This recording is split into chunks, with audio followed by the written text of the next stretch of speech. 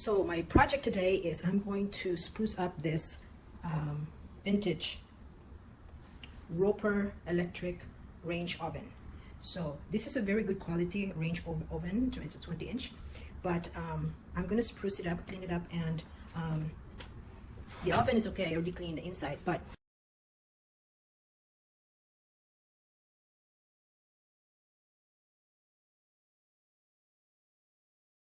I spray painted it white, and because when the numbers or the letters were inside, so it got covered. So what I did was I purchased this.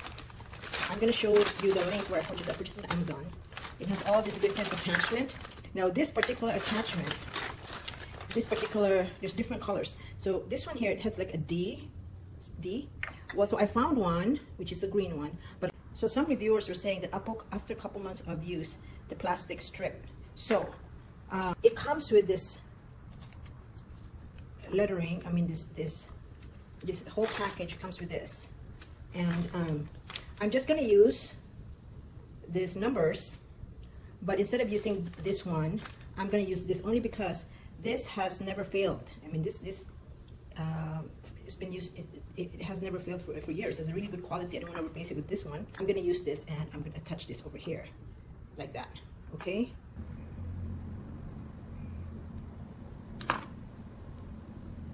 So there's a film. The paper comes off.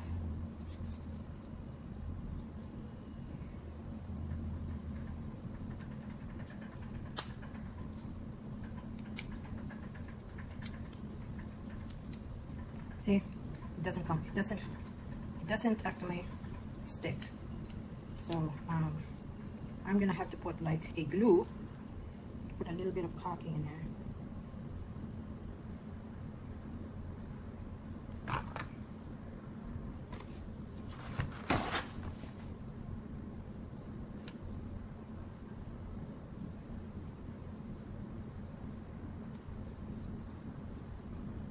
Okay.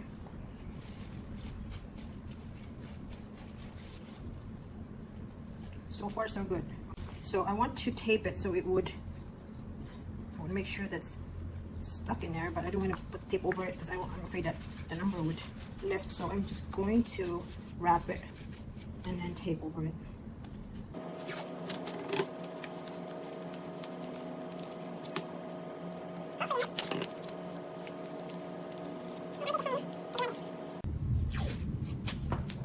You want to make sure that you tape it really good. Push that number on there, the template number, and you tape it, like you push it really good.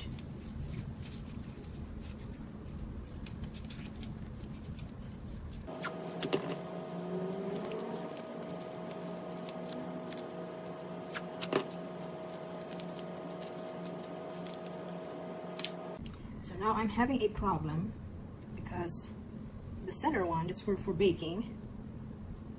The knob is small compared to the rest. The knob was big for the stove. So now I'm gonna have to see if I could cut it.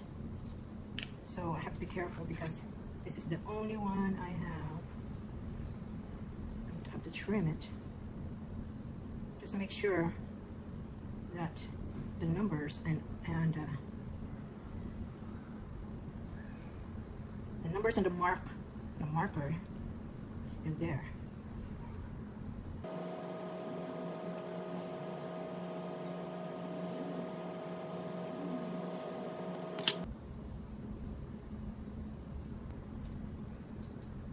And the same thing, there's like a little notch where the off button is. I'm gonna have to make a little notch.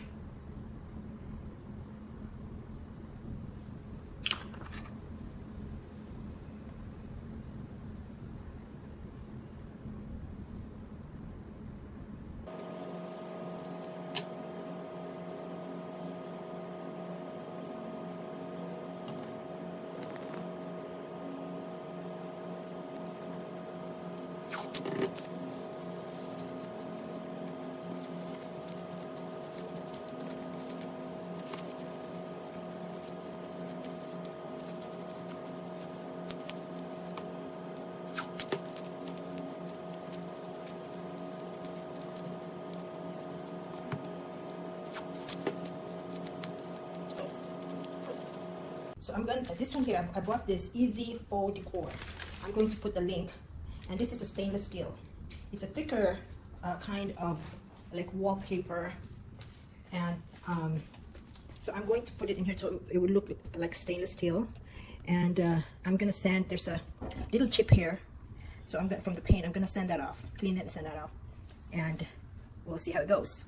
So I don't really want to remove, the best thing would be to remove the doors. And this one, this is not a storage, I don't know what this is, but I try to pull it and it won't come off, and I don't want to force it. This is really old and I don't want to create more trouble. So I'm going to remove this peeling thing.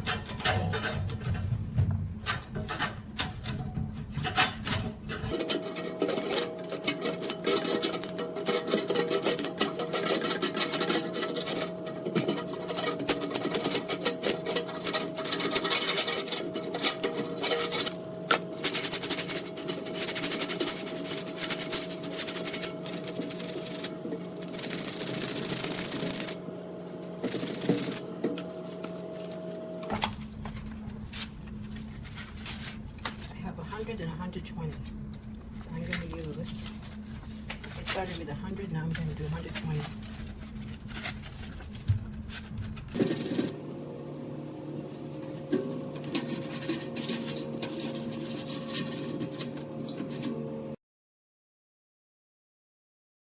Cleaner. This is ammonia-free glass cleaner. Don't forget to clean the bottle. Oh, dirty. Because otherwise, peel and stick would not stick. So first you want to do is measure. I'm doing the bottom first. So measure from here to here and up and there, and then you put yourself like a 2-inch allowance. You want to know, you have to realize, this one here, the grain is going that way. For if you want most stainless steel, the grain usually goes that way, not the other way around. So be careful just when you cut your piece that you have the grain going that way. Okay, so what I did was I cut the piece and I put 1-inch allowance all around. So so when I actually cut it, it's like 2 inches. 2 inches, and that allows for 1 inch here, 1 inch here, one top and one bottom. So that's 2 inches. Okay, so if you notice, the grain is going that way. Okay, so I want to start over here.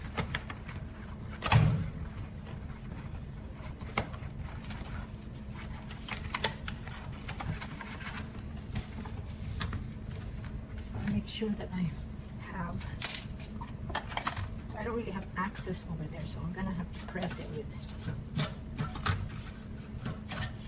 one here.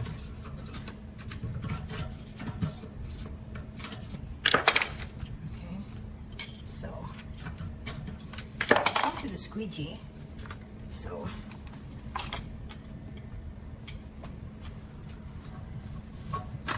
try to press it in there. Okay, so now you slowly peel and you use the squeegee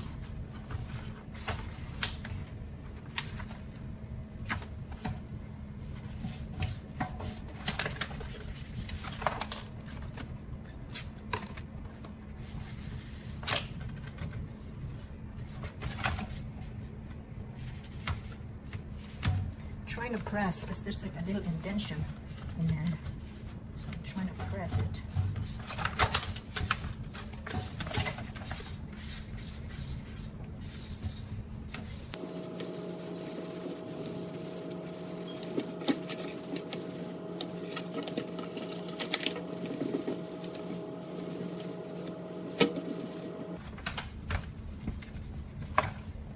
I see some bubbles, but I tried to press it, it actually came off.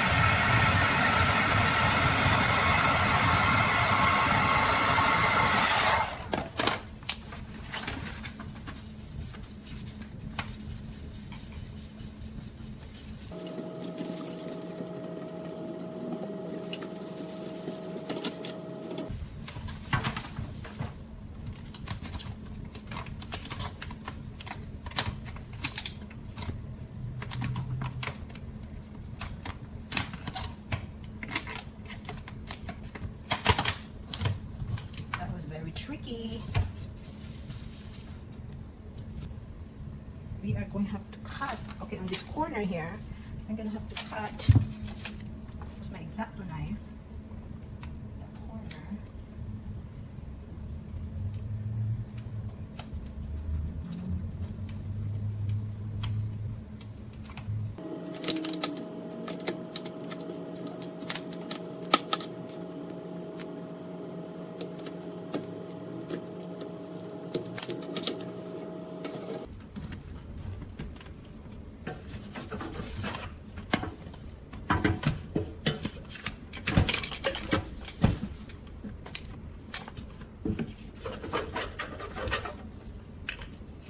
Okay, so now I have to cut this.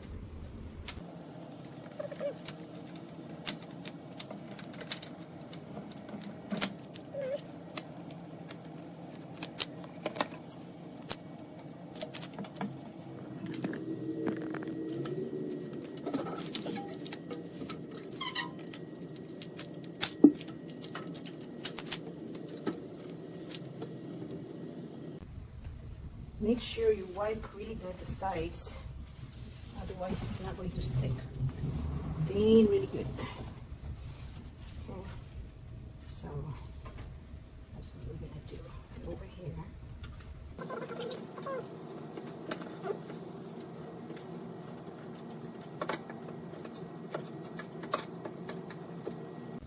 So when I cut the piece for this one, I'm instead of making 1 inch allowance on each side, I'm gonna make 2 inches only, so I can go past. I have enough over here, and then I can just cut an X-Acto knife over here. Because if I do 1 inch, and if I misalign, it's gonna go. I won't have enough, and the white's gonna show up. So it's better to have at least 2 inches here on each side, and then you can just cut it alongside here. So I'm trying to figure out what's the easiest way to put this. Because I'm removing the handle, so what I did is cut the corners, and I'm going to start from the bottom like that, insert it that way, and hopefully I'd go like this.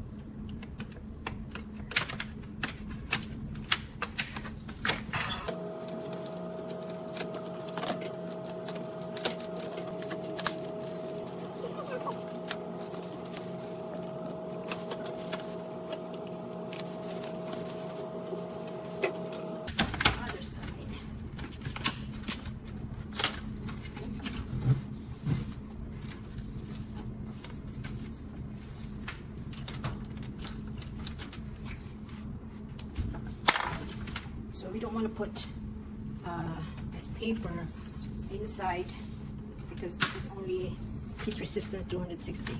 So we're gonna cut the excess.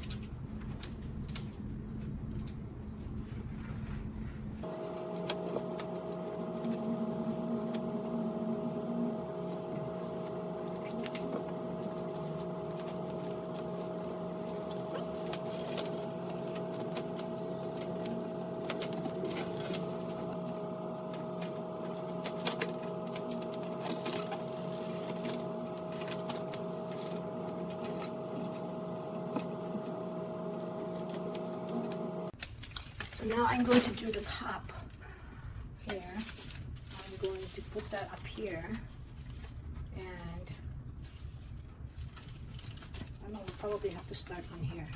I will make a hole, a mark where that, I'll put a mark and cut where that round thing is for the handle. I'll mark where there's that.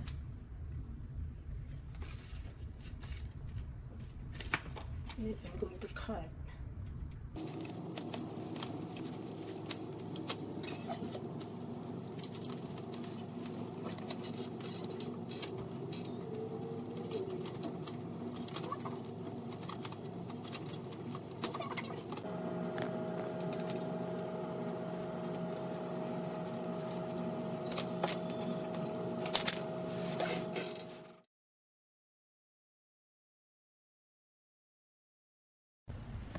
So I got this online. See?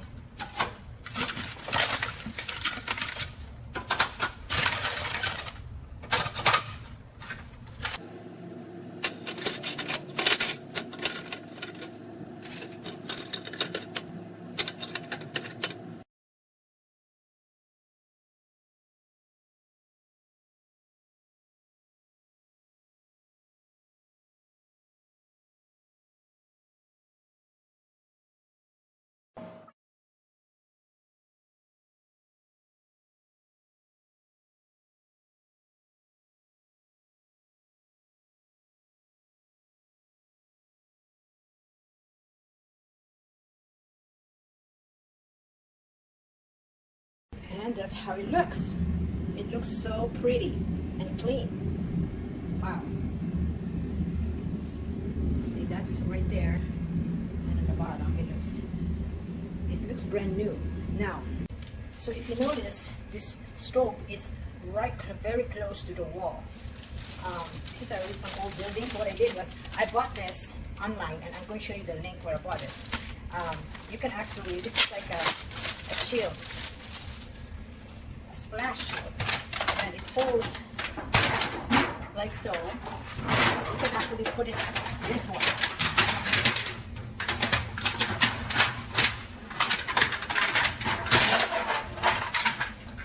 So this is perfect. It covers the wall.